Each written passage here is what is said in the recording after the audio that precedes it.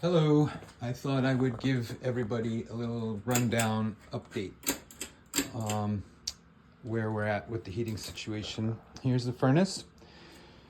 This pump here runs the circuit that heats the office. It's copper pipe. It did not freeze. It's working now.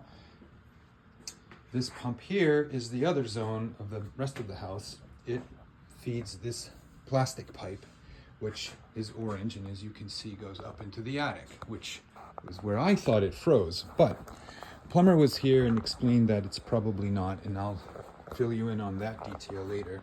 Here's the washing machine. You can see there's an extension cord plugged in. That extension cord runs to Margot's bedroom, where there's a space heater.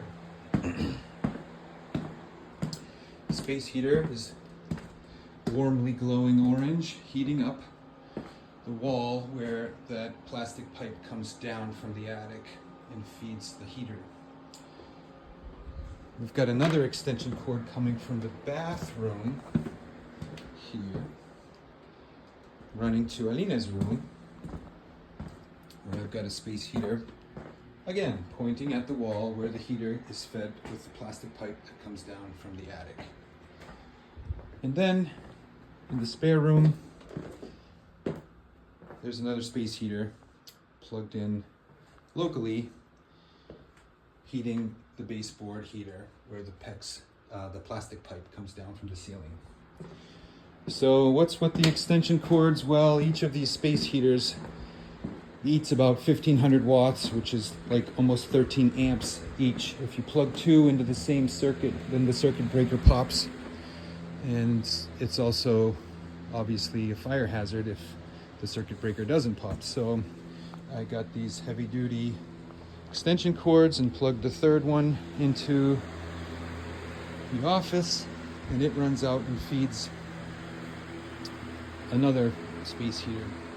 The heat, as I mentioned, in the office is working great. I've got it cranked up to 90 degrees. And I've got a box fan here trying to pull this hot air out into the main house. The theory being that if we raise the ambient temperature in the house enough, then the house itself will thaw the ice. I've got another space heater here, heating up the common area, plugged into the hall outlet. I've got the fan here blowing air down the hallway to circulate it. That extension cord from the office comes into the living room and feeds this space heater, which is, as you know, pointing at the base of the heater where the plastic pipe comes down from the attic. The final point is the sixth space heater plugged into the kitchen here, heating more common space. So when we arrived yesterday, the thermostat, while we cranked it up, it was reading an ambient temperature of 43 degrees, and it stayed that way most of the day. I put two space heaters up in the attic, thinking that the ice was up there and that we would thaw that, and overnight they warmed up the attic and melted a bunch of snow on the roof, but that didn't solve the problem. And after speaking with another technician and a plumber today, he showed me what the most likely culprit is and how to potentially remedy it.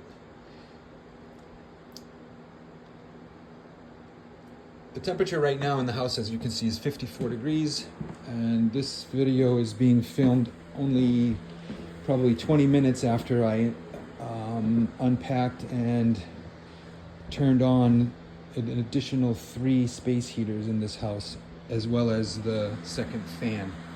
So I expect that 54 degrees to go up significantly overnight, and that's where we're at. So hopefully the house gets warm and the ice turns to slush and the pump circulates it and gets it real hot, and life will go on. I will say that the fear is that the ice had expanded when it froze and split the pipe where it froze, and when it does thaw, it will leak inside the wall.